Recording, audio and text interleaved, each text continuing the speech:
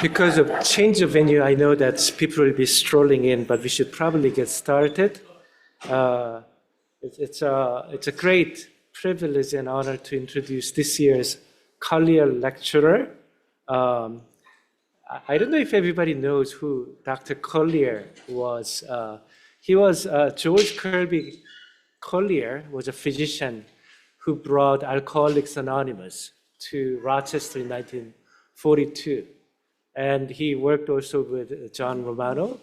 And he generously endowed this lectureship that we have now every year brought in international authority in field of psychiatry to provide us with advice and also have the person interact with our trainees and also all the faculty members so we can get advice as to how to improve our department. And this year's Collier lecturer is Dr. Jimmy Potash.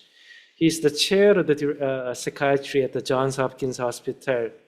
Dr. Potash graduated in 1984 from Yale College. After that, he actually served in the Peace Corps in the West African country of Senegal, and he then obtained the Master of Public Health and Medical degree at the Johns Hopkins School of Medicine. After that, he stayed for his psychiatry residency at Hopkins as well, and then he also again stayed as a faculty member in Department of Psychiatry until he became chair of psychiatry at University of Iowa in 2011. And then in 2017, he came home to Hopkins to be the Henry V professor and the department director at the Johns Hopkins Psychiatry. Dr. Potash's work has focused on the investigation of the genetic and epigenetic basis of mood disorders, such as like depression and bipolar disorder. And these efforts have led to over 170 publications and steady funding from NIH.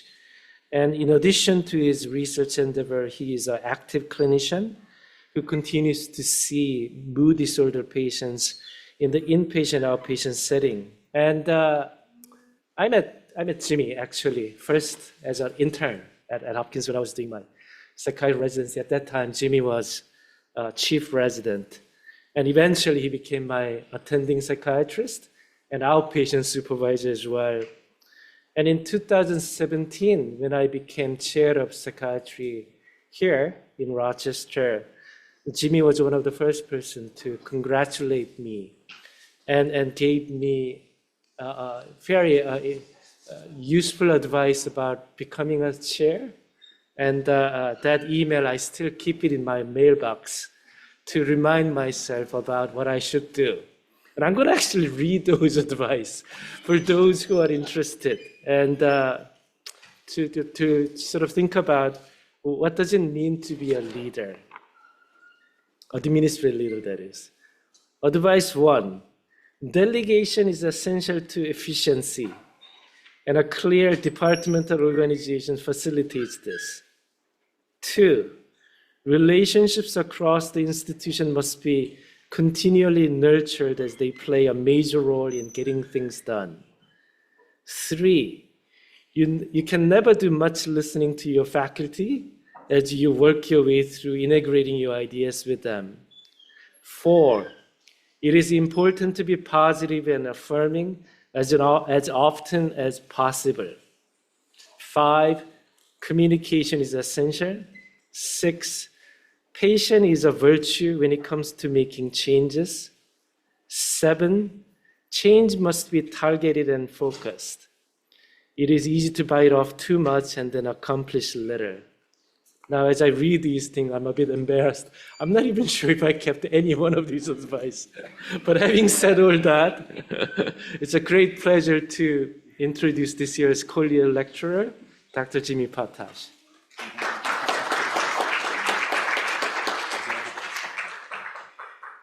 Wow.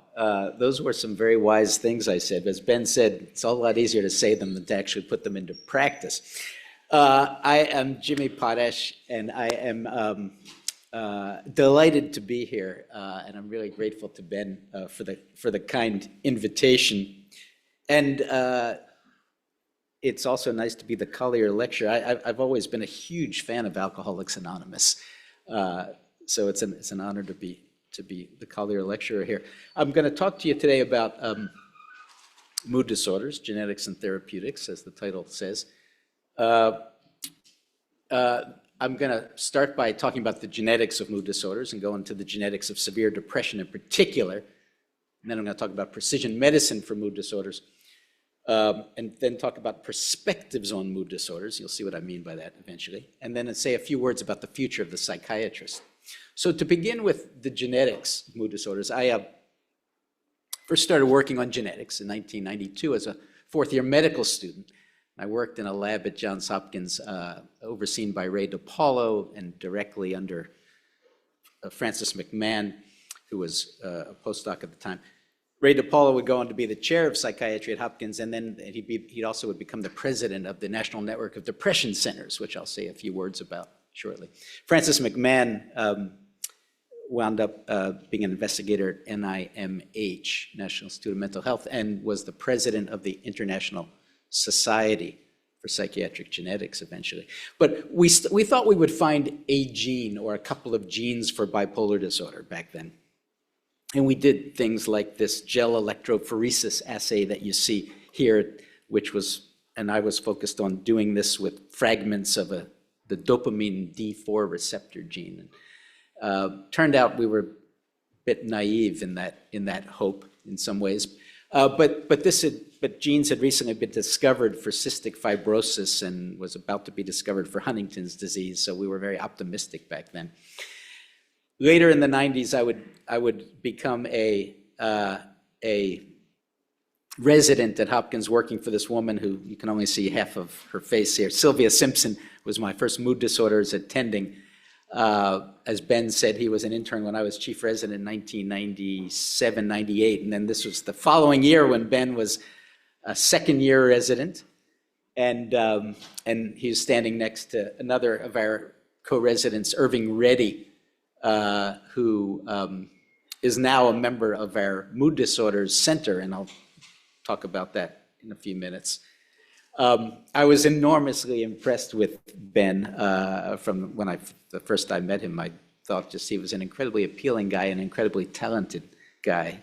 And it's been delightful to share the experience of being department chairs together and trade wisdom. In fact, the two of us are working together to plan a meeting for all the department chairs in LA in next month.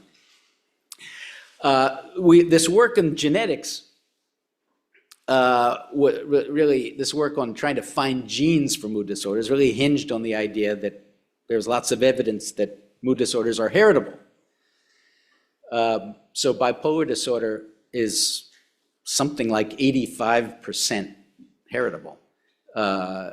Major depression, much less so, but still significantly heritable at about 38% or so. And so for that reason, we thought, okay, there's a very high heritability, particularly for bipolar disorder. We ought to be able to find genes.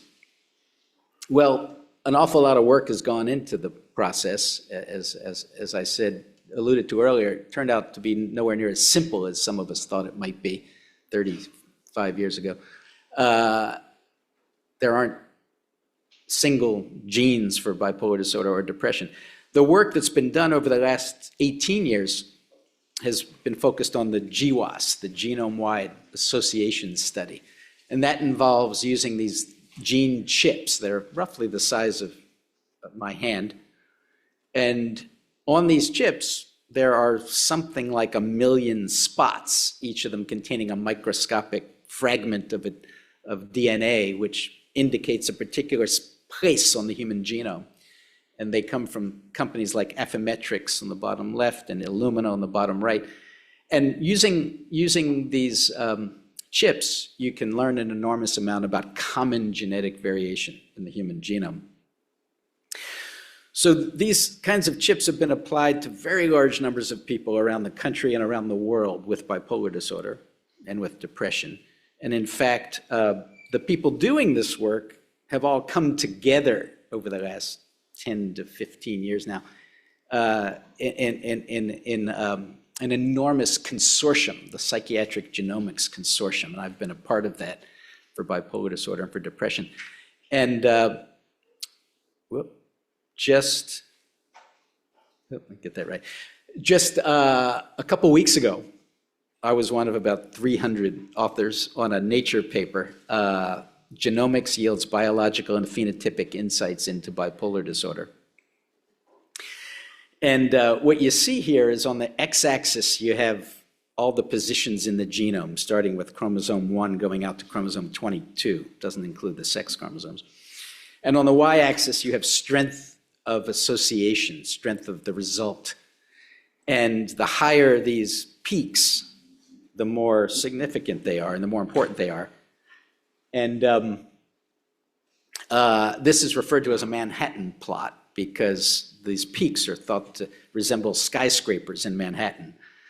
And the hope is that you get lots of peaks, and this does have lots of peaks. In fact, it has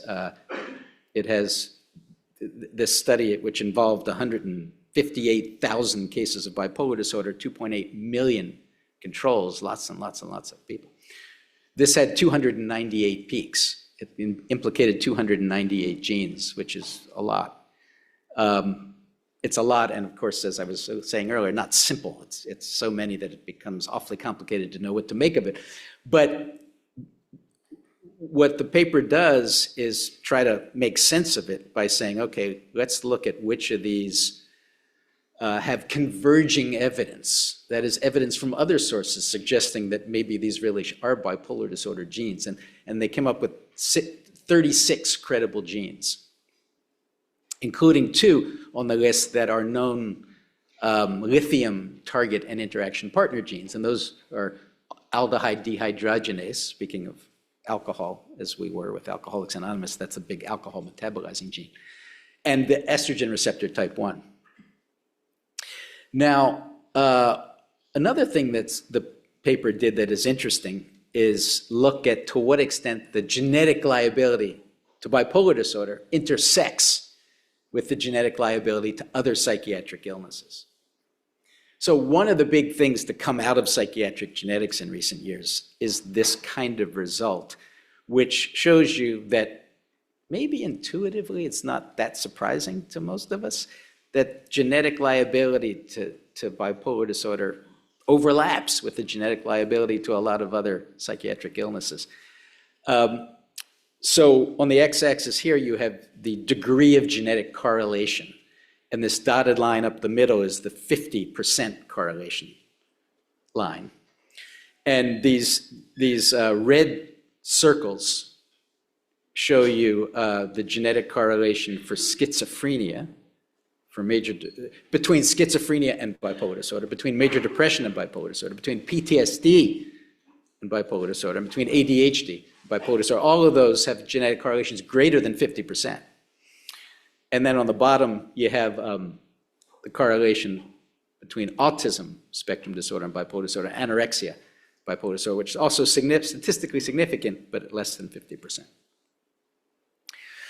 Same thing was just done in depression. I'm again one of 300-ish co-authors on a paper that came out in Cell 2 months ago. In this case, the Manhattan plot is even more dramatically Manhattan-ish. That is to say, it's got lots and lots of big peaks. In fact, 697 places in the genome are associated with genetic risk for depression. That's a big number. Now, this study looked at nearly 700,000 cases of major depression and 4.4 million controls. And so one thing this paper did to try to make sense of all of that is to say, not just to make sense of it, but to try to make it potentially actionable. The idea here was, do any of these 697 genes overlap with the genes that are involved in the mechanism of action of existing medications? And maybe not surprising, in fact, sort of encouragingly in a sense, some of the genes that show up are psychiatric medications, which in a sense you'd hope they would be. It would make sense that they would be. So here are a couple: brexpiprazole, cariprazine, they show up. Pregabalin, used for pain and anxiety. Sometimes, modafinil, narcolepsy treatment. Some of the more surprising ones are carbachone, a cancer drug, and ipraflavone, an osteoporosis treatment.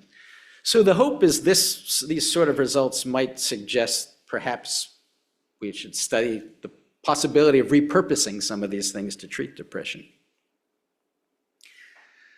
So the work that I did over the years, early in my career, was particularly focused on looking at subtypes of illness, subtypes initially of bipolar disorder, where with the question about whether particular subtypes of illness seem to have a genetic basis. And I did that with psychotic features, with attempted suicide, and then got involved in lithium response.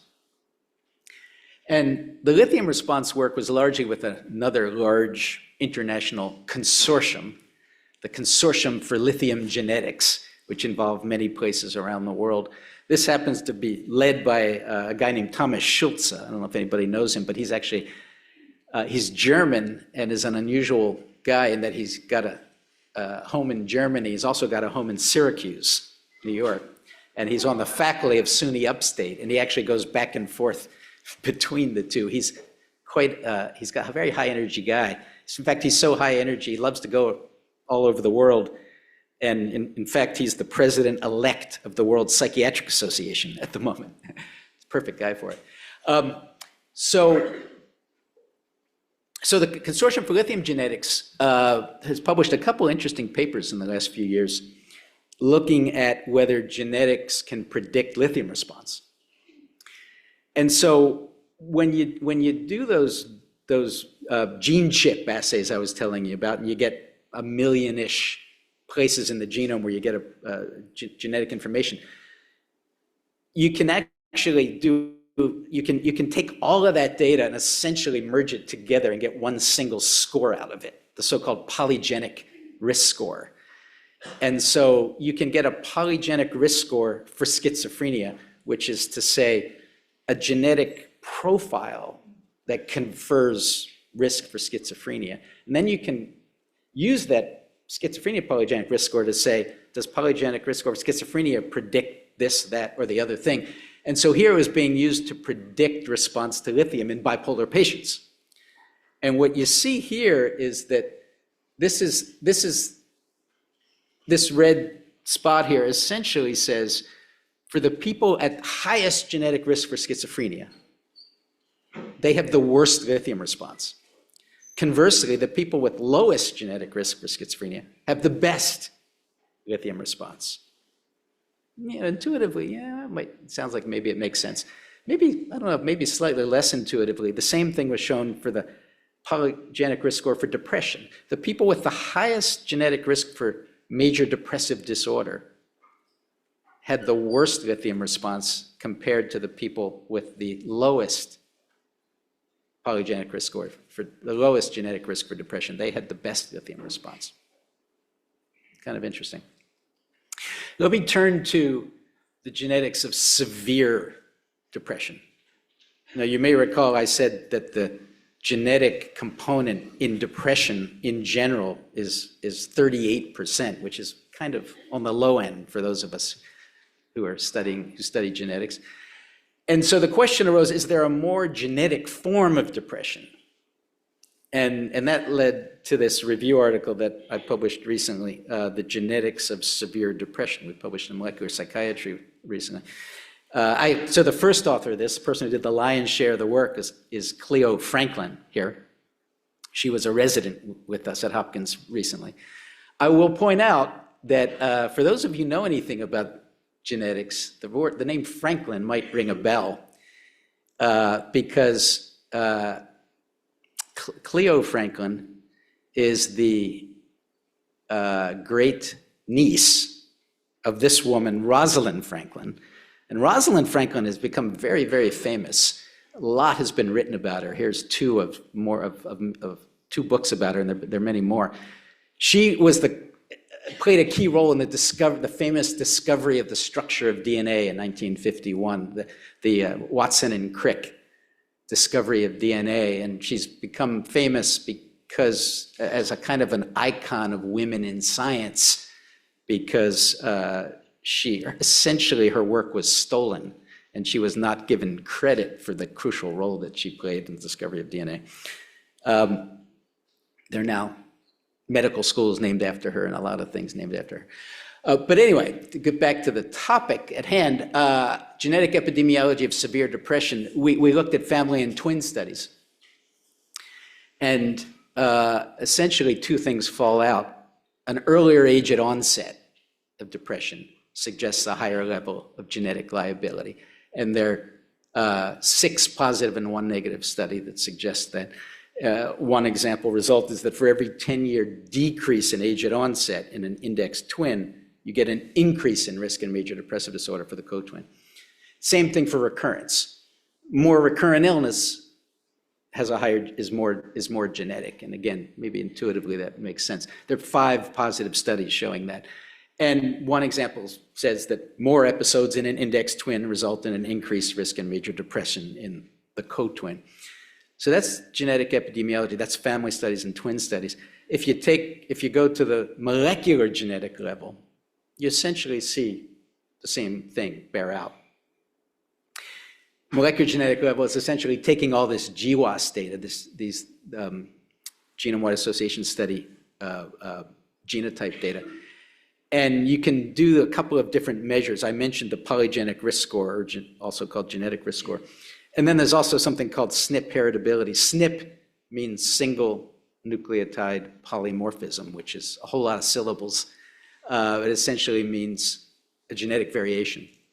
And you can look at the degree of heritability that you see in that data. Essentially, for earlier age at onset, 3 positive studies and 1 negative study suggesting, yes, earlier age at onset is more genetic.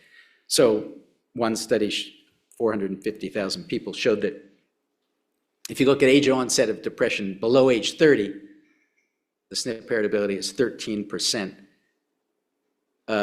Whereas if you look at people with age onset depression over 44 years old, SNP heritability drops dramatically down to 4%. For recurrence, an enormous meta-analysis of 1.3 million people, 370,000 of them with major depression, showed that the higher the polygenic risk, a higher polygenic risk score for major depressive disorder predicts greater risk of recurrence and less risk of a single episode. So earlier age onset and recurrence are aspects of depression that suggest a more severe form of the illness. Now, there's a guy named Pat Sullivan, who's a psychiatrist at the University of North Carolina, who really was the lead guy in creating this enormous psychiatric genomics consortium that has been such a powerful thing. In addition to creating the whole thing, he's also, for a long time, was the lead of the major depressive disorder work group within the consortium. And he asked the question, where is it that you would go about finding people with the more severe form of depression to study, if you wanted to study them, which he did. And here's Pat, and he had access. This psychiatric genomics consortium had sites all over the world, certainly, obviously, lots in North America, a whole lot in Europe, a lot in Asia, some in South Africa, a lot in Australia. He had access to a lot of different resources, but his answer was, the place you find people with more severe depression to study is in ECT clinics. Made a lot of sense. People in who get ECT are more likely to have a more severe form of depression, he thought. And so he called me about 10 years ago and said he wanted to do a study like this and asked if I had any ideas for how to get lots of patients from ECT clinics. And I thought of the National Network of Depression Centers, which I was on the executive committee of at the time. The National Network of Depression Centers has 25 sites around the country, and you see them here. And it also had an ECT task group within it. And so it already had a whole lot of ECT clinic, people, leaders of ECT clinics from all over the country working together. So that seemed like a good starting point. And in addition, it has a registry, or they now call it the Mood Outcomes Program. At the time, we just called it a registry. And so there were already lots and lots and lots of people in a database. In fact, now it has 232,000 people with depression in the database. It wasn't quite as big then. It's led by Peter Zandi, who is on the faculty at Johns Hopkins. He's a genetic, what is he exactly? He's an epidemiologist who also does a lot of other things, but he's a PhD. And so Peter and Pat got together and they put in a grant to the NIH, which they got. So they each have currently have big R01 grants, but they also partnered with international. So the grant was focused on US sites. They're partnering with international sites. Bernard Bonn here is one of the leaders of the Genetics of ECT International Consortium, and they use the clever acronym GEN-ECTIC, or I don't know how you pronounce that exactly, but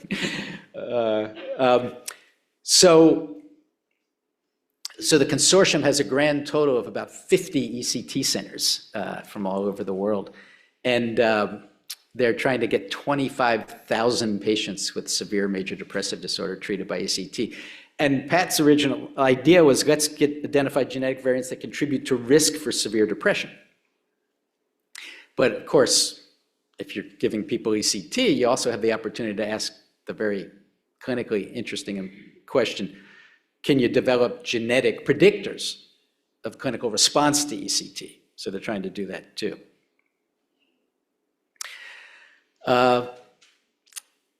So that project the ball got rolling on that a good long time ago, 8 or 9 or 10 years ago. Since then, there's been one major paper that has addressed this question of genetic predictors of response to ECT. And it's a study that was done on 2,320 ECT patients from Sweden. They took advantage of Scandinavia's registries. This is from a national registry. And this paper was published in the American Journal of Psychiatry. What they found was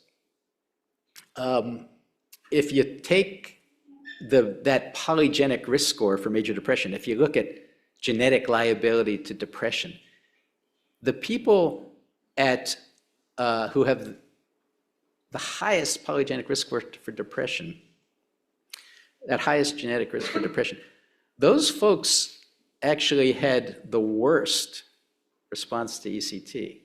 Again, I'm not sure that's entirely intuitive that you would guess that.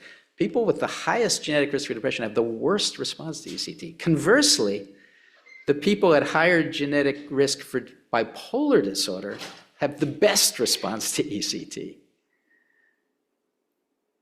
Interesting. I mean, for me, as a clinician, it reminds me of the occasional person I see I've had the occasional patient who's gotten ECT, very quickly looked dramatically better, and of course we're all thrilled with it. Oh my goodness, this is wonderful. What a great response this person's had to ECT. And then a couple days later, they become distinctly hypomanic. You think, oh, wait, we're not out of the woods yet. So let me turn to precision medicine for mood disorders. I don't know how much folks know about precision medicine concept, but President Obama launched a national precision medicine initiative in 2015. And the concept was, okay, let's make use of large-scale biological databases like the human genome sequence. Let's use all the powerful methods we have for characterizing patients like proteomics, metabolomics, cellular assays, mobile health technology, electronic medical record, and let's get data science people and make use of computational tools for analyzing big data. So precision medicine has had a huge impact in the cancer field. That's where it's really made a whole lot of progress. So breast cancer is a good example. There was estrogen receptor testing originally to guide tamoxifen therapy. And then there were targeted treatments that emerged against human epidermal growth factor receptor 2, HER2, which revolutionized biomarkers in cancer. And breast cancers that overexpress HER2 are highly aggressive, and trastuzumab in 1998 became available, the first antibody treatment that dramatically improved the clinical course of HER2-positive breast cancer. So that's what we're trying to that's the act we're trying to follow in psychiatry. So Johns Hopkins School of Medicine launched the In-Health Precision Medicine Initiative. And I'll just read you a little bit of how they characterize it. We know patients with the same diagnosis have different trajectories and responses to treatment. And experienced clinicians see patterns in subgroups of patients that are similar in some way, and they can adjust treatment based on what's worked on similar patients in the past, resulting in better outcomes. We want to enable you to find and validate those subgroups faster by providing more data more efficiently, along with tools to analyze it all. We give you the tools to find the underlying mechanisms, and we help you quickly put those discoveries back into clinical care. It's a pretty good concept. So when I think of precision medicine, so precision medicine has also been called personalized medicine, and those concepts are pretty similar. And so when I think about precision medicine psychiatry, I think about the fact that, well, the term precision, it's really largely about efforts to refine treatment in what we at Hopkins call the disease perspective. You're thinking about the disease of depression or the disease of bipolar disorder.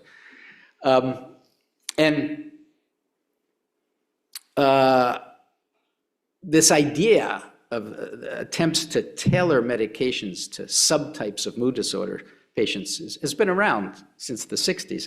And there's been this idea of using family history of response as a way of getting at that. And then more recently, there's been molecular genetic testing for antidepressants. But the pharmacogenetics in psychiatry really began in the 60s with Jules Angst. And he looked at how, he published a couple of papers showing how if you take pairs of relatives, both treated with the tricyclic antidepressant imipramine, 93% of the time there's a concordant response. Most of the time they both respond. And then 4 times out of 41, both didn't respond. So all of those are concordant. And discordance was only 3 times out of 41, suggesting people are genetically predisposed to be responders or genetically predisposed to be non-responders. Other studies did similar work showing that antidepressants from the same class had 92% concordance, meaning both people respond to a tricyclic or both people respond to an MAO inhibitor. But if one relative got a tricyclic, the other relative got an MAO inhibitor, it was not so likely that both would be responders, only 39% of the time. Again, suggesting there's a genetic basis to response to treatment.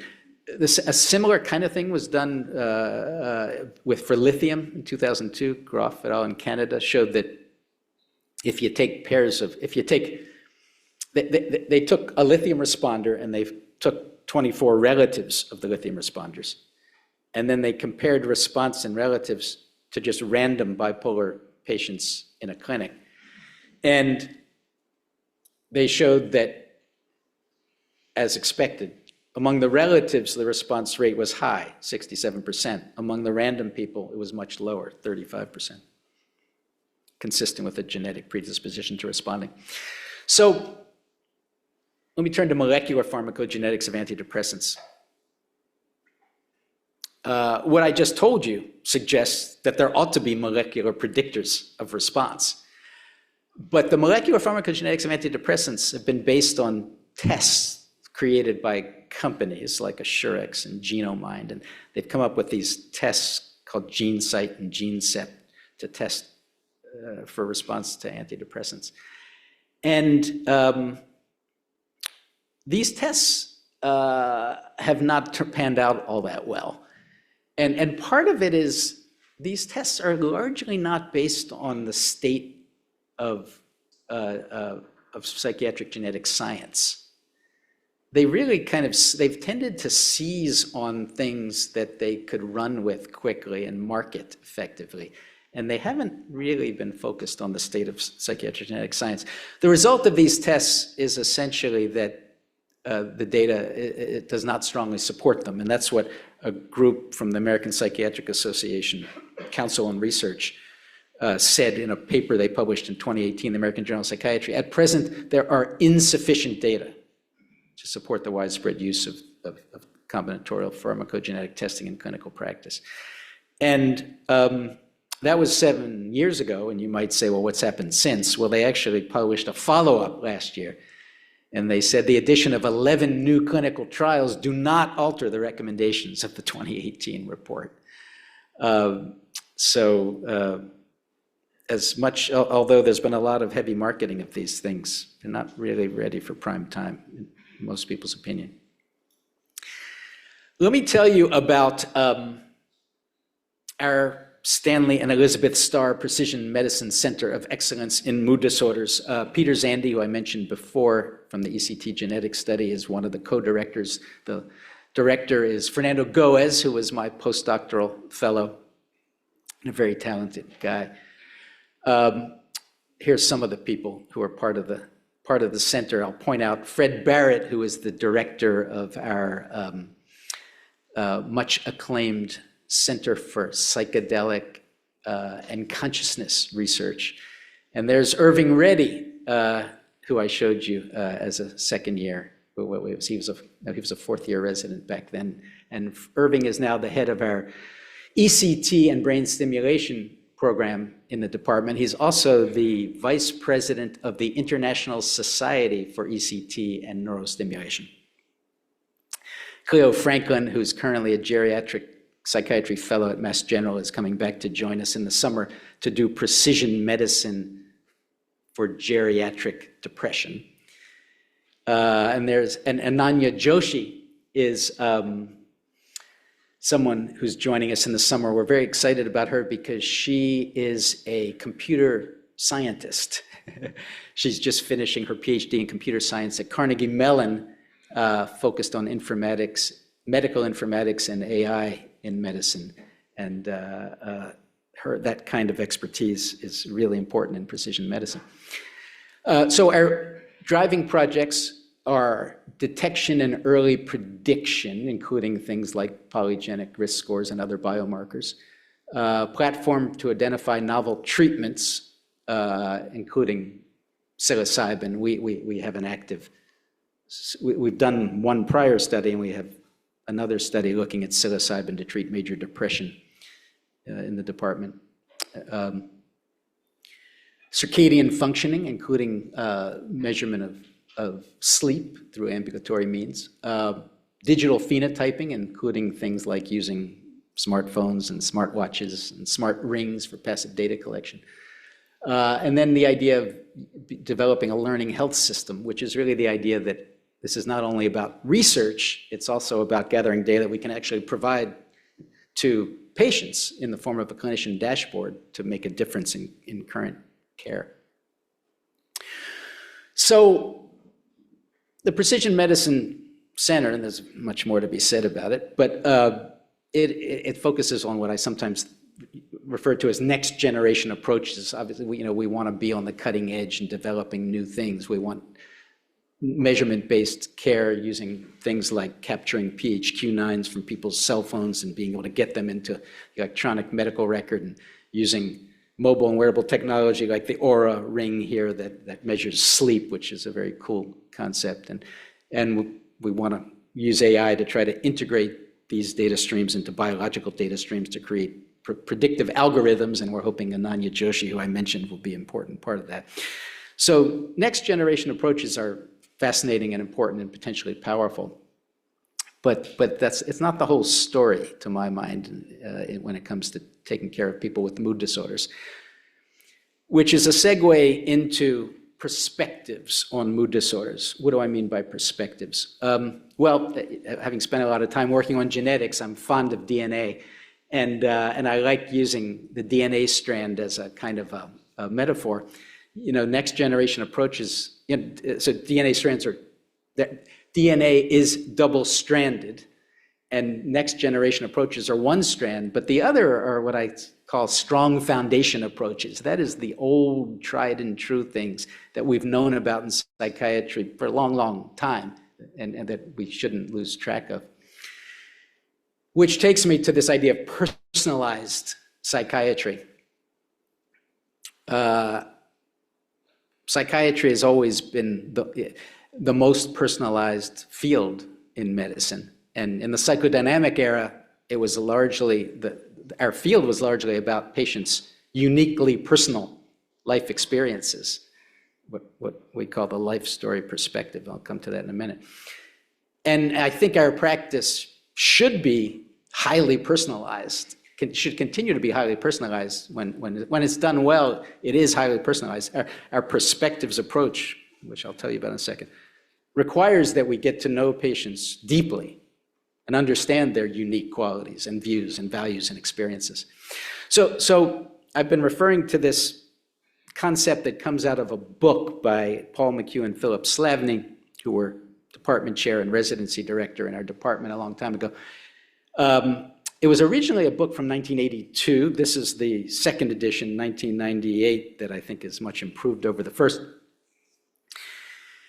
And it talks about four different perspectives, four different ways of thinking about patients. And really the notion is that every patient you see, you should be thinking in all four different ways. You should never restrict yourself to one.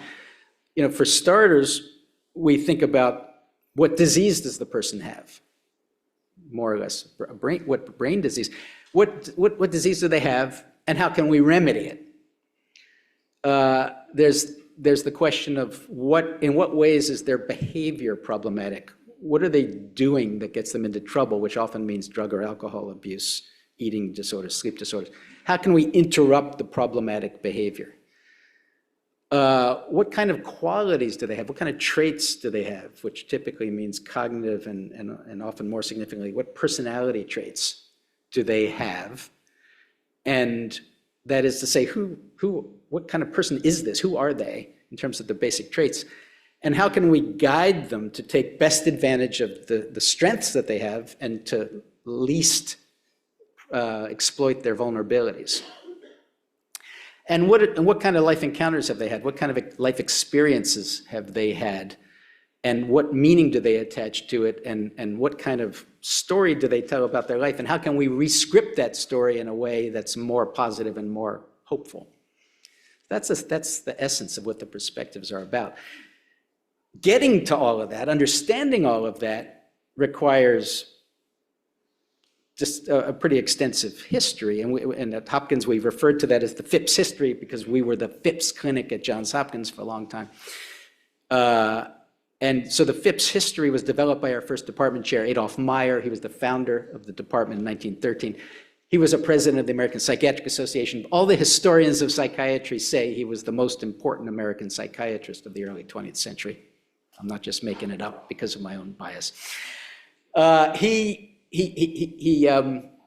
emphasized a very comprehensive history of both the patient's illness on the one hand and their life on the other. And he developed the life chart concept, which you see here, which is just a way of visualizing all of that. He emphasized getting as many medical records as you can, talking to families, spending a lot of time with patients. And that's still the way we practice at Hopkins. Now, I mention Adolph Meyer in large part because there's an interesting connection to Rochester and the biopsychosocial model and George Engel. George Engel went to medical school at Johns Hopkins. He was there from 1934 to 1938, which was during the Adolph Meyer era, and he was very much influenced by Adolph Meyer. And in fact, the famous science paper that I imagine you've all read about the biopsychosocial model cites Adolph Meyer, and it refers very specifically to his inclusion of psychological processes and reaction to life stresses as part of a more integrated and holistic concept of health and disease. So, I want to tell you that treatment of mood disorders patients is about more than just biology. It's about more than just medications, which are directly trying to change biology. It's about keeping a stable sleep schedule, no late parties or night shifts, interrupting alcohol and illicit drug misuse, taking a behavioral approach to the issue of medications, to adherence to medications. People have to take their medications without fail, emphasizing that people not miss appointments, helping people create and maintain structure in their day, helping them to be more open with family and friends about early signs of illness, reaching out for help. It's about providing supportive psychotherapy, that is reminding patients of their strengths and of their fundamental value, that there are people who love them and care about them, that there are many treatment options, and that they will get better. And it's about letting them know we'll be there with them every step of the way. It's about inspiring hope. And sometimes it's about providing, making sure they have the opportunity to get structured psychotherapies in some cases, dialectical behavior therapy, DBT for emotion regulation, CBT, especially for the depressive part of illness. So I'm going to turn to the issue of the future of the psychiatrist and just say a few words about the future of the psychiatrist, in part because I've just been thinking a lot about it because I just published a paper along with a work group from the American Psychiatric Association, but also because it relates to the perspectives that I was just talking about. So this paper we just published has this figure in it on the role of the psychiatrist, past, present, and future. So in the 1800s, psychiatrists were referred to as alienists. We were asylum doctors. We provided team-based care for the most severely and persistently ill. In the early 1900s, people like Adolf Meyer were psychopathologists. They focused on comprehensive assessment of mind, brain, and body. In mid-20th century, the most prominent role of the psychiatrist was psychoanalyst, and involved exploration and reshaping of psychological processes. Since 1980, and right up to the current time, probably the most prominent role of the psychiatrist, the most well-known, much talked about role of the psychiatrist is as a psychopharmacologist, where we're focused on prescribing medicines to change neurobiology. So this work group that I was leading, we decided that in the future role of the psychiatrist involves, on the one hand, a return to the 1800s, where being a mental health team leader is going to be increasingly important in terms of leading teams in integrated care and in the care of the severely mentally ill. And then the role of digital psychiatrists will certainly become very, very prominent very quickly. That is, psychiatrists are going to need to use digital data, measurement-based care, electronic medical record data, AI algorithms, mobile and computer-based treatments in care going forward. So that, while that will be happening, I think great psychiatrists will need to continue to draw on these other roles, certainly the psychopharmacology role, but also these other roles of psychopathologists and psychoanalysts. That is to say, while the word prescriber gets used an awful lot these days, prescriber captures something that's meaningful. It captures one important element. It's an element that distinguishes psychiatrists from most mental health practitioners. And I will tell you, I don't know guys, if you guys know this, there's about 1 million mental health practitioners in America. Only 5% are psychiatrists. Almost all the others are social workers and counselors and psychologists. But so we don't only prescribe medication, we can employ a variety of other treatments, psychotherapy being prominent among them. But the important thing that the word prescriber, the most important thing it leaves out to my mind is this critical element that I've been referring to, and that is psychiatrist's unique skill set, a crucial part of the psychiatrist's unique skill set, which is the ability to comprehensively formulate the nature of patients' problems and their likely causes and the most effective path to addressing them. When we do that, we're often employing a pluralistic framework like the perspectives, sometimes like the biopsychosocial model, built on an extensive assessment. And so this approach instills hope and confidence in the patient regarding the clinician's commitment and concern for them. And it leads to greater diagnostic clarity. And it leads to comprehensive care of both the disorder and the person. And it leads to a multifaceted treatment plan. So, in summary, bipolar disorder is largely genetic. Major depressive disorder is partly genetic. And for both, recent studies implicate hundreds of genes. Severe depression, especially recurrent major depressive disorder with an earlier age of onset, is more heavily genetically determined than depression in general. Efforts are underway to find genetic predictors of response to mood disorders treatments, with some intriguing findings, though these are not ready for the clinic yet. Precision medicine for mood disorders aims to use diverse data, including biological and digital elements, to identify subtypes of illness with differential response to treatments. The best approach to mood disorders includes attention to multiple perspectives: disease, life story, behavioral, and personality. And the future of the psychiatrist in mood therapeutics includes next generation roles like digital and precision medicine oriented ones, but also those that draw on the strong foundations of our past, like a focus on comprehensive assessment and integration of psychotherapy. Thank you. With that, I'd love to take questions.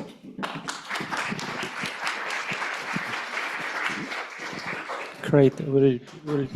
Thank you so much for the wonderful lecture. And it's great to hear about perspective which I used to learn about when I was a resident. And any question from the audience first before I turn to the Q&A from elsewhere? While we are waiting for people to ask any question, let me start out by first question from Eric Kane, who comments, this is an exciting presentation. He was wondering, in general population as well as persons with increasing risk scores, how much variance is related to genetic complements and how much to environmental and social factors? Say the first part of the question. Oh, essentially, like we're talking about variance related to genetic complement, especially as you showed this really high heritability in bipolar disorder. And can you comment on the environmental and social factors in terms of treatment? Yeah, well, right. So first of all, the fact that major depressive disorder, on average, if you look at everyone who has been diagnosed with depression, the fact that the genetic epidemiology shows it's 38% genetic suggests that it's 62% not genetic. And the question is, well, what is that 62%? And I guess the thing we know most about is the issue of life stressors. I think probably intuitively most of us would guess that life stressors have something to do with causing depression. And in fact, there's lots of empirical data suggesting that yes, indeed, major life stressors play a big role in depression. The fact that bipolar disorder is 85% genetic suggests that stressors and anything else environmental don't play much of a role. That bipolar disorder and schizophrenia and autism, those three are very, very, very heavily genetic. And that doesn't mean that what goes on in life has nothing to do with how things, whether you're going to have the illness or not. In fact, they may well have more to do with how the illness gets how effectively the illness gets managed, and maybe less about whether it gets caused. Other questions? There's one more question from Q&A.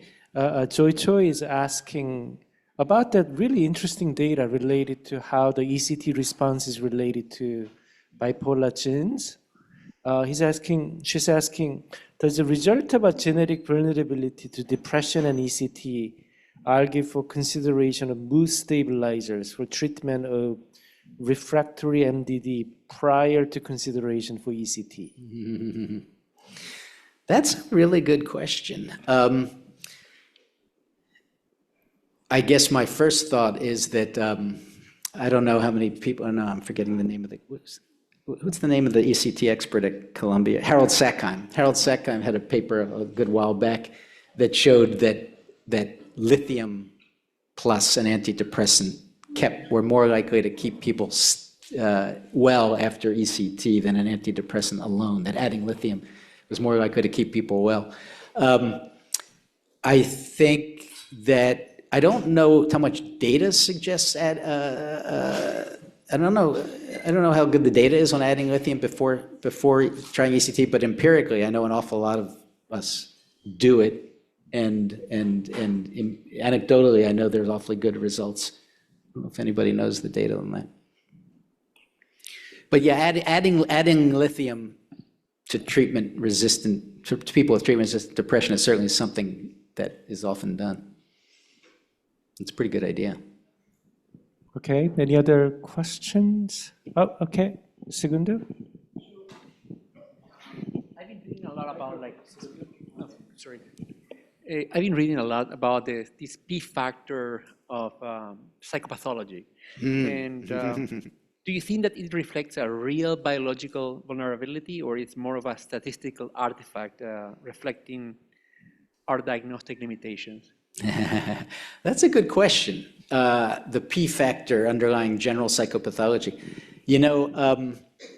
This genetic data suggests that there probably is some biological basis to that. So there was a big paper in Science a couple years ago that took all the known genetic data for neurologic disorders and all the known genetic data for psychiatric disorders. And it basically analyzed all of it together and did something like, put together a slide like the one I showed earlier about genetic correlation. And if you looked at the neurologic diseases, what you essentially saw is no neurologic disease. The genetic predisposition to any given neurologic disease did not correlate at all with any other neurologic disease. And the genetic correlation between psychiatric diseases overlapped all over the place, where there was all this overlap. Interestingly, the one other thing that was in there, which might not surprise you, was that if you then looked across the two, did the genetic basis for any neurologic disease correlate with the genetic basis for any psychiatric disease? Can anybody guess? There was one correlation. Migraine. Yeah. I just say people might guess it just because in practice, mood disorders, people see it a lot. You see lots of mood disorders, folks who have migraines. So yeah, the genetic basis for migraine overlaps with the genetic basis for several psychiatric illnesses, including mood disorders. But the answer is all that cross-correlation in psychiatry suggests there probably is a biologic basis. Other question? If not, we will end today's lecture. Thank you so much, Jimmy, for the wonderful lecture. And this talk will be immediately followed by Q&A sessions with our trainees. So trainees and residents and other trainees, please stay